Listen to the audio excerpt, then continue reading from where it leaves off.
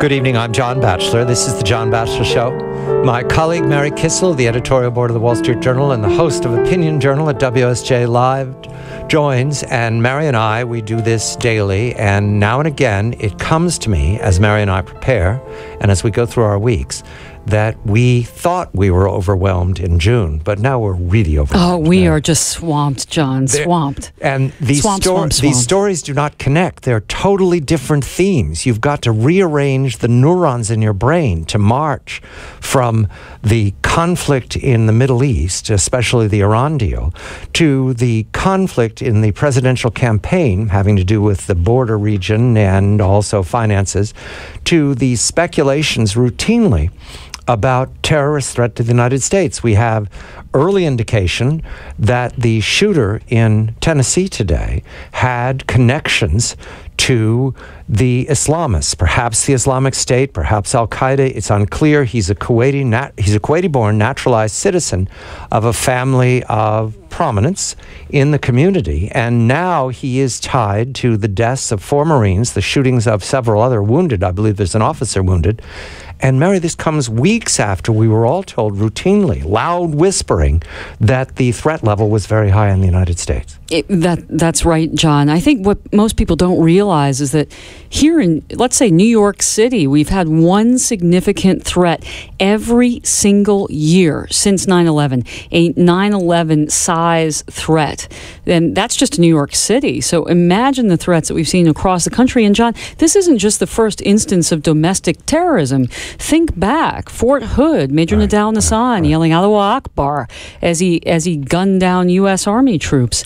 Think of the threats to Times Square, the nail bomber. Think of the Boston bombing. This is actually not a one-off, John. It's a constant threat. We have to be thankful to the authorities for protecting us. Thankful, and yet the puzzle, Mary, these are lone wolf operations. ISIS and their kindred of Cain are encouraging those lone wolf operations, and they're hitting soft targets. And they are in every single state, John. We know that from the FBI. They are pursuing leads in every single state of the union. Let's move to the Middle East immediately. You spoke with Robert Kagan of the American Enterprise Institute. Fred Kagan of the American Enterprise Institute today about the Iran deal, and there were 2 parts to it. I want to focus on the part about what it means for our allies. I think I heard Mr. Kagan tell you, and you can all review this on the video because I didn't take close notes, but I saw Mary making this point, that our allies are now rearranging, and the word arms race came up. Does Mr. Kagan believe there's now an arms race underway in the Middle East? No, short answer, yes. This is the irony of the Iran nuclear deal, that it was sold as a way to bring peace to the Middle East, to bring not necessarily denuclearization. Well, yes, it was sold as a deal that would denuclearize Iran for a certain period of time. Of course, the original goal was to take away their nuclear capacity, but that's not what happened.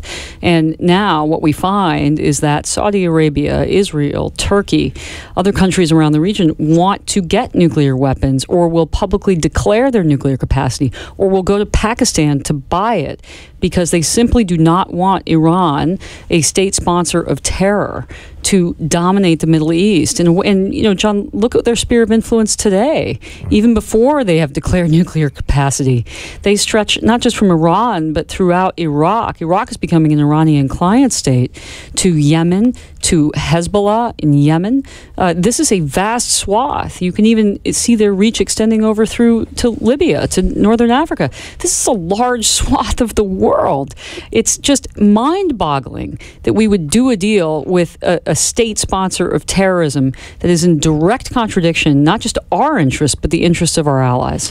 You also spoke today, now that we go from the threat matrix in the Middle East, which is larger today than it was before the Vienna announcement, and it will grow larger over the next year as we come to the presidential contest, the primaries followed by the general election.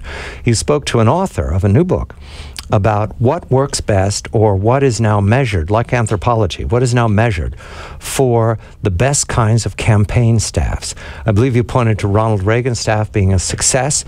And the surprising thing, and I put it into use right away, Mary, is that a successful campaign staff is contentious. I think I heard that. Yes, contentious, but complementary, John. And Mike Malone, who's the co-author of this book, Team Genius, with Rich Karlgaard, who's the publisher of Forbes. Mike was on the show today talking about these characteristics, the size of teams, the contentious nature of teams. And when I asked him about the current presidential campaigns, Hillary Clinton and Jeb Bush, I thought, let's talk about the frontrunners. He was surprised that Hillary Clinton seems to have a uncontentious campaign team, which he says is a mistake. And as for Jeb Bush, Jeb is surrounding himself with insiders, establishment types, people he knows, people he's comfortable with, which is also a no-no, according to the book Team Genius. You want people who take you outside of your comfort zone, who have different perspectives than you do. So it was 2 thumbs down for the Bush campaign and the Clinton campaign today. I was reminded when he mentioned Mrs. Clinton's campaign, I think I just saw a snapshot of this. Mrs. Clinton appears at events always with John Podesta right on her shoulder, a man she's worked with since the Clinton administration in the late 20th century, when he was either chief of staff or deputy chief of staff, one or the other. He heads the foundation where much of the policy news comes out of the foundation. Well, that speech... So they're working glove and fist with what will be the administration. Yes, essentially, if you go back and you read Podesta's speeches at that Center for American Progress, they sound very, very similar to the speeches and the rhetoric that Hillary is using today. And Mr. Podesta has been influential in the second term of Mr. Obama. So there's a continuity here that would be difficult for Mrs. Clinton to turn against in the general campaign. Very different. And may I just link these two discussions together? Fred Kagan, of whom we spoke of earlier, remember, he was the think tank analyst, historian, a strategic thinker that went to President George W. Bush and said, we need to do a surge in Iraq, Mr. President. And that was advice that everyone in Bush's cabinet, Condoleezza Rice, for example, prominent critic of it, the Joint Chiefs of Staff, hated the idea, the vice president. And yet George W. Bush went to Fred and said, explain the idea to me, and he was sold. And he went against everybody else's opinion, all of the insiders that he had gathered around him. A perfect example of being willing to step outside your comfort zone, Fred Kagan. Finally, your conversation with Jason Riley. This is the beginning of the conversation about the primary process, now disrupted by a new technology. I think the technology is called Trump. And it like Uber, it has hit the Republican Party and transformed the ability to be transported to the top. I won't continue the metaphor any longer. It's like a Mack truck that's just run over the party. And I celebrate it only because it's highly entertaining to watch. And if you believe that at the end of the drama, everything will come out okay for the hero and heroine, you can relax a little bit. But at this point, it looks like a Gothic novel, light in the window, and there's a woman screaming, and some wolf man is running in the foreground, something exciting like this. I note that Mr. Trump has seized upon, notice I'm already using the formal because I don't want to disrupt anymore. We don't want Mr. Trump to leave the Republican Party where he's momentarily roosted and go to a third party. We want him to stay right there in the Republican Party. He has seized upon an issue that is very hot for a portion of the Republican Party, border security. And he has not been obliged to comment on his policy statements over the years that you'd have to say are contradictory to the Republican policy. Well, yes, that's one way to put it, John. Yes, that's quite an understatement, actually. I'm trying to understate. Well, yes, you're doing a great job. Yes. Well, so Jason Riley, he's at the Manhattan Institute. He used to be at the editorial page. Wrote a piece effectively debunking what Mr. Trump said about immigrants and crime. But he had a nice phrase, John, that I thought captured Mr. Trump very well. He said, Mr. Trump is bringing heat to a debate that needs more light. In other words, he's blowing things up without showing us the way forward. And that, of course, is his downfall. He has hit upon a topic that many Americans care about, on the right, on the left, Republican, Democrat, independent, young, old, whatever. We know that the immigration system is broken. But the problem with Mr. Trump is that he's simply denouncing it without actually telling us what his policy ideas are.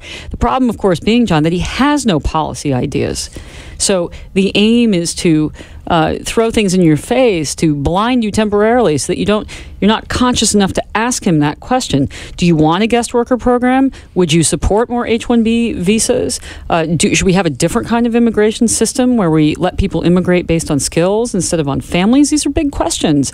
These are not the questions that Mr. Trump is talking about. It's all about the Donald. Jason Riley also made the point that what is now a risk is that Mrs. Clinton's campaign will be able to link Donald Trump's excesses to the Republican Party so that Trump becomes the face of the Republican Party.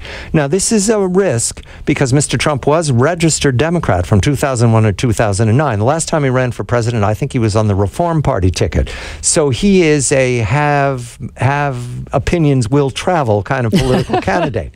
But in any event, Jason seems to take the risk very seriously that Mrs. Clinton will be able early on to say, whoever you get from the Republicans, the $10 billion man is what the party is. Well, we saw that with Todd Akin in the last cycle, who made some terribly impolitic comments, and the Democrats very successfully used Mr. Akin to smear the rest of the party, and that is a risk, especially when you consider, John, Democrats have won 5 out of the last 6 popular votes for president. Very politely put. Very politely put. Hillary Clinton starts out with a great advantage among women in this country. She has a Democratic advantage there like Barack Obama did among Black Americans.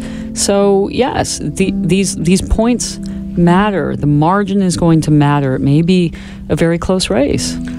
We're going to speak of Mrs. Clinton's campaign with Laura Brown in a few moments. We're going to turn to New York City now because Mary and I and our friend Ed Hayes have been watching a story develop for about a year that has now much in the New York Post, certainly, and the Daily News, which is the disorder in the commons. This is an anthropological way of saying that we have vagrancy and aggression on the streets that is not being challenged by the NYPD. Questions are being raised about whether the de Blasio administration can suffer this politically and whether there is a remedy that comports with what we had during Mayor Bloomberg's time, which is a very easygoing city with no threat. That is no longer the case. We're going to turn to that next. Mary Kissel, the editorial board of the Wall Street Journal, the host of Opinion Journal each day at WSJ Live, where you can review Mary's conversation with Mr. Kagan and also with Riley. That's the important one. Jason Riley pointing to the Republican Party challenge right now with the $10 billion man. I'm John Batchelor.